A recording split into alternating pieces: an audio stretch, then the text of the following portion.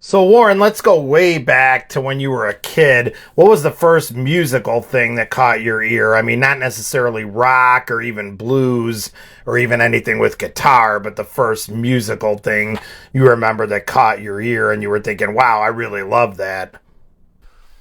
The two memories that stand out for me, one was Sunday morning. I must have been about 6 years old or something like that, in my parents' car, hearing black gospel music on the radio, and it just, something changed. It just like made the hair on my arm stand up and made my whole body feel different.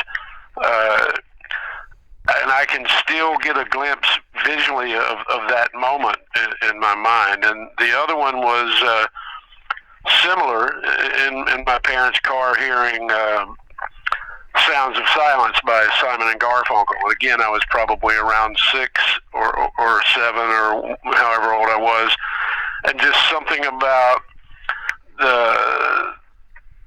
the music of that song. You know, I was too young to understand how heavy the lyric was, but maybe that played into it as well. But something about that music just really moved me, and those are the two things that I can remember that were like my early music memories.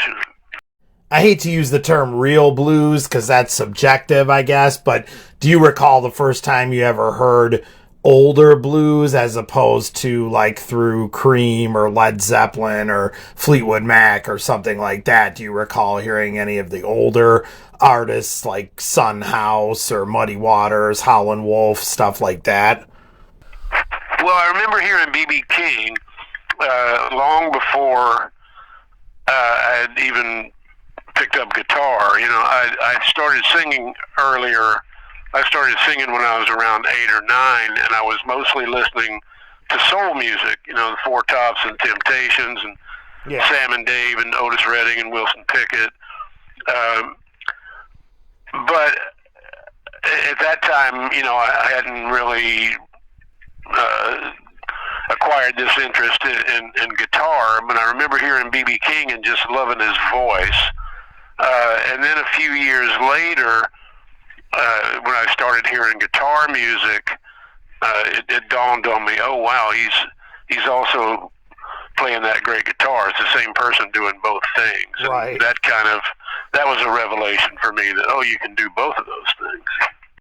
Okay, so moving forward a little bit from that time, how old were you when you got your first guitar, and what kind was it? Do you remember? Yeah, I got, let's see, my oldest brother had an acoustic guitar when I was 11, and I played it more than he did, so when I turned 12, my dad bought me an electric guitar, and it was a Norma, Norma. Okay. A Norma guitar and a Norma amp, and one was $49 and one was $59 at the local hardware store. Okay, so let's stick with some things that happened in your earlier years here while we're on the subject of first guitars and whatnot. What was Warren Haynes' first concert that he ever saw? Well, the first concert that I saw was the Edgar Winter group when I was 12, and the instrumental Frankenstein was a hit on the radio at that time, and I had the single, and I went to see the Edgar Winter group, and the opening act was the Marshall Tucker Band, and nobody had heard of them because they had just released their first record. Yeah, that was my first actual concert. Wow. Now, was that lineup, do you remember if they had, was that with, because I know Ronniemontrose played on that. Yeah, it was with Ronniemontrose. Yeah, wow. Yeah, and I was able to tell him that later when we played together, that he was the first show I ever saw, and Edgar Winter as well. When I worked on his tribute to Johnny Winter record, that was the first time that Edgar and I had played together, and I told him that story as well. Oh, that's fantastic. I didn't know that you had played with, well, I know Mattabts played in Ronnie's band, I believe, right? Yeah, and we played in L.A. one time, and Matt and Ronnie had been talking, and he invited Ronnie to come and sit in with us, which was cool. Oh, that's great, Warren. I love Ronnie. Okay, so let's talk about your signature guitars that Gibson has put out. I actually play one of your signature Les Pauls, one of my favorite guitars, just beautiful. And I know Gibson has another Les Paul model that's about to be released that's got P90s in it. That's your new signature model. When is that going to be available? Pretty soon, or? Any time now, I would say. They're already, releasing articles about it and stuff, and I've been playing one on stage. There's also a 3-pickup P90 non-reverse Firebird coming out as well. Oh, wow, that's great. Okay, so have you had any issues controlling the notorious P90 hum, that you get with P90 pickups as opposed to what you're normally used to with using humbucking pickups in a live setting mostly? Well, they've done a pretty good job with the hum cancellation. They still sound like P90s, but the hum is for the most part gone. They just have a different sound. The bass pickup, when you play loud, will squeal on you, Right. But I love that sound, and so I'm really enjoying kind of experimenting and kind of delving into that, because I've been a humbuckers guy for so long. But every time I play a guitar with P90s, I always go, wow, sounds great. So, Warren, you have a real 1959 Gibson Les Paul, which many players consider to be the holy grail. Can we talk about that for a little bit? Are there any good stories behind that one, or how you found it, or how it found you, I should say?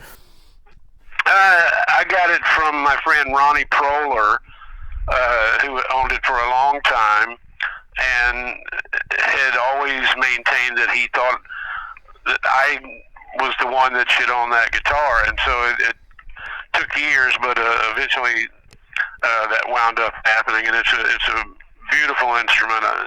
I played it on a lot of the final Allman Brothers shows in New York and stuff, and they just have a thing that can't be replicated. Yeah, the vintage stuff is just incredible. It has so much history that goes along with it and whatnot. But that being said, I'm sure you agree with me that the Gibson Custom Shop does a heck of a job of replicating this stuff. Yeah, and and my signature model guitars sound fantastic, and I'm more familiar with them and am able to kind of like maneuver them even more so than the original 59. And so I don't usually take the vintage ones out on the road very much. If I'm close to home or in the studio, I'll use it. But most of the time on stage, I'm playing my signature model guitars. Warren, I know we've talked about some of this stuff before, but I just want to get a lot of this on record for the interview. What slides are you currently using in 2025? I'm using a Dunlop slides that we paint the inside of them. So they have this strange appearance because they all look different, but also the paint on the inside makes it stick to your finger a little bit more. So it kind of serves two purposes. So I want to talk a bit about you playing in standard tuning with slides so much. I've heard you say in the past that kind of came about with working with Dickey, because he would go right into the next song and you didn't necessarily have a chance to grab another guitar that was in, say, open E or a tuning 4 slide like that. Well, I think it started before that, too. I like the idea of not having to switch guitars to play slide. I like the idea of just having the thought of oh, maybe I'll play slide on this song, and maybe it occurs to you in the middle of the song or something like that. So I focused on learning how to, or teaching myself how to play slide in standard tuning a long time ago. But when I joined Dickey's band, I played a lot more slide than I ever had. So that kind of threw me into the fire a little bit. You know. Warren, you have the Brothers shows coming up at Madison Square Garden, April 15th and 16th. That's just incredible. Is the Brothers going to be something that's a continuing thing that we're going to all see happen on a regular basis? I know we would all love that for sure. Well, we did one show 5 years ago. Right.